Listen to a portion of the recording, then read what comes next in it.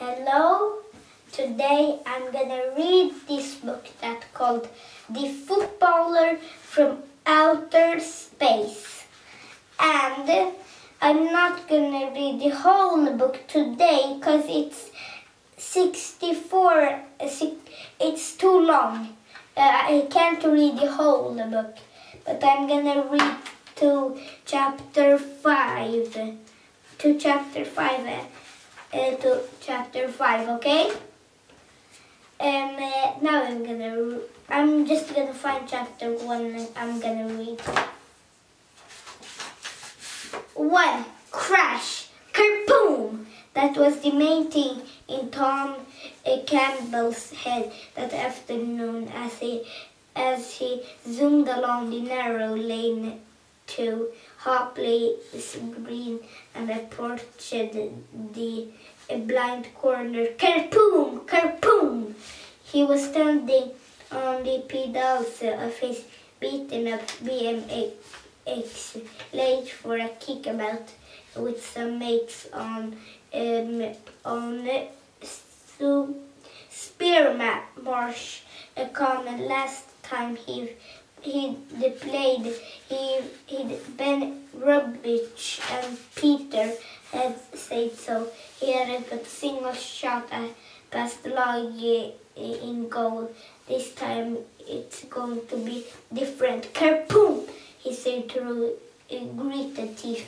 That morning, Small had told him off for wasting his time playing with raw dice like Ned and Kyle and Peter. Why couldn't he make friends with nice quiet boys? And when he answered back, she sent him down the orchard to pick more plums for jam. He'd been there a good while before he started nailing together long bits of wood to complete his latest invitation, a plum run across between a gutter and helter-skelter with sharp angles at the elbows. The plums wobbled compassedly down jerkily but gently, and they settled on Birdie's to hand the heaps. And now he was late for the game. His mates could think he chickened out, which was why he was pedaling along as fast as he could. Headgates grew tall on each side of the lane. The idea of the headgate was to keep sheep in the fields and off the road, but the thing about sheep is they spend a lot of time looking for gaps underneath headgates that are big enough to squeeze through.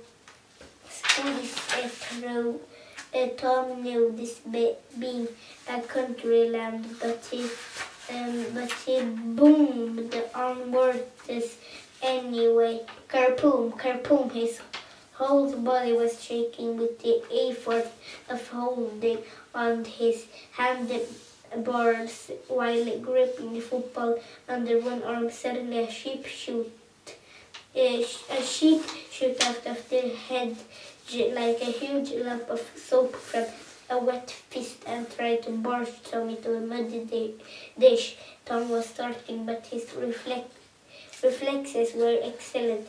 He shifted his weight, left the road, and skimmed.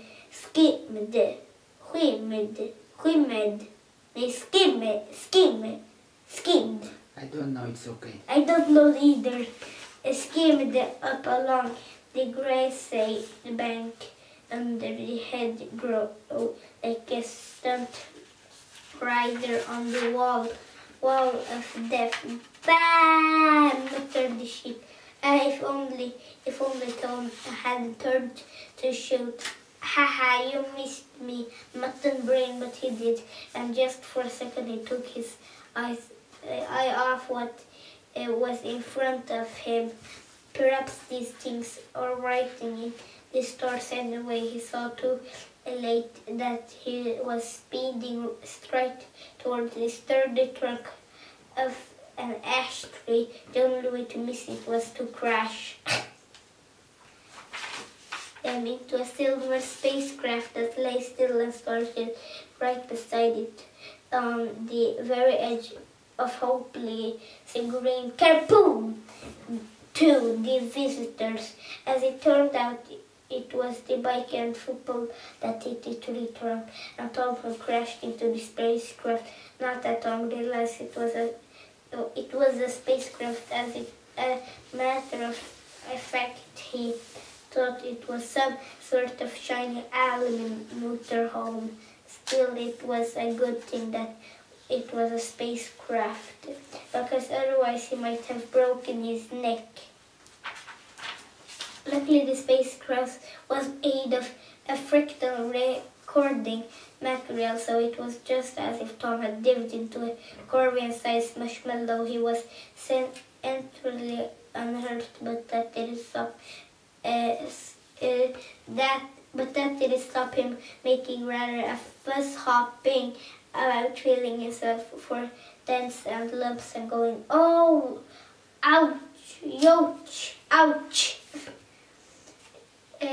It always took Tom a bit of time to make a fuss, so he didn't notice straight away the pair of boots that stuck out from the motor home or whatever it was. If he hadn't been so upset about his bike, he might have gone to take a closer look, but his bike was a twist of wreck and shouted, "Oh no, that's gonna kill me."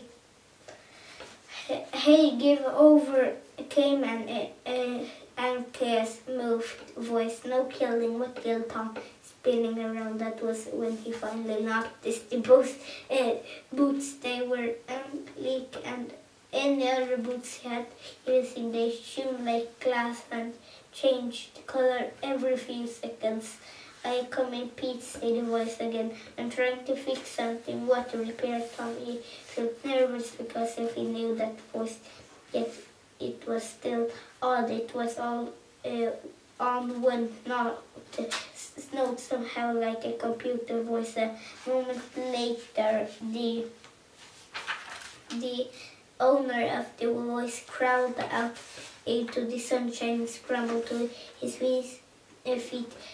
Tom's mouth dropped open and his eyes nearly pinged out of his head. There in front of him stood a boy-sized version of his hero, Wayne Ronnie. He looked exactly like Wayne Ronnie looked on telly, only he was Tom's size. He was standing up with hands up, and he was bright blue. Tom didn't move. He couldn't. His mind raced as he tried to make sense of the kid he was looking at. "Here, Wayne Ronnie, aren't you?" Tom asked, that last feeling stupid. After all, the kid looked exactly like Wayne Ronnie, except that the parts of his body were shown, including his round face with the scar under the bottom lip. His powerful neck and muscular arms were the color of the sky, and he had weird eyes. They seemed to revolve like miniature misty blue planets. When there was no answer, Tom added, "I've got a football somewhere you wouldn't fancy a kick about, would you?" "Yeah, call me Wayne," said the kid, "or Mister. Yeah, where I come from, I don't use a name. See, we are called the same dear. Beep when we want to send a message. We use the tough way." At that moment, everything attempted out of Tom said like water down a plug hole. It crashed, the possibility of bumps and bruises, everything except a warning. "This is to where to run for your life." Yet the blue boy trembling in front of him didn't look dangerous. If anything, he looked nervous and upset. It occurred to Tom to Tom that he might also be hurt. "Are you all right, mate?" he inquired hastily. "Sorry I could help crashing into your caravan. I was trying to dodge that sheep." He pointed his thumb in the direction of the creature. When your visitor or whoever gave all his attention to Tom's thumb, as if he couldn't guess what I was or what it might do. And without taking his eyes off the stranger for a second, Tom backed over to a reek of his bike and tugged it upright. The front wheel was almost full in half. "Ah, look at that," Tom wailed. I'm just gonna drink a little water.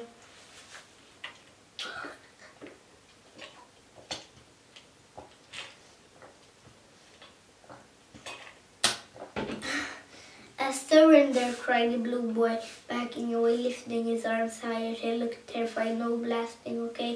he begged. "What are you on about?" Tom said as softly as he could. The kid was obviously nuts. Tom said as softly as he could. The kid was obviously nuts. Tom gave his handlebars a gentle shake. "This is just my old bike, my BMX. See, your BMXC, shouted the stranger. "Is it loaded?" "Loaded," replied Tom with a Christian smile. "This isn't a weapon, it is a bike." "But it was in attack mode, right?" "It didn't smash into the tree on purpose, if that's what you mean," said Tom. "It was because of that sheep." He pointed back down the lane to where the sheep was quietly eating grass. The blue boy looked startled. "Who's that? Is he with you?" "The sheep, don't be daft." Suddenly Tom burst out laughing. "I know what this is," he said. "You're doing a stunt of charity, aren't you?" Mush the talk. I wanted to read more. I wanted to read to chapter 5, but I'm a little tired. So I think I can't read all to chapter 5. But I'm gonna read. I'm gonna say bye bye now. But I read it to chapter 3. Now I'm gonna say bye bye. Bye bye.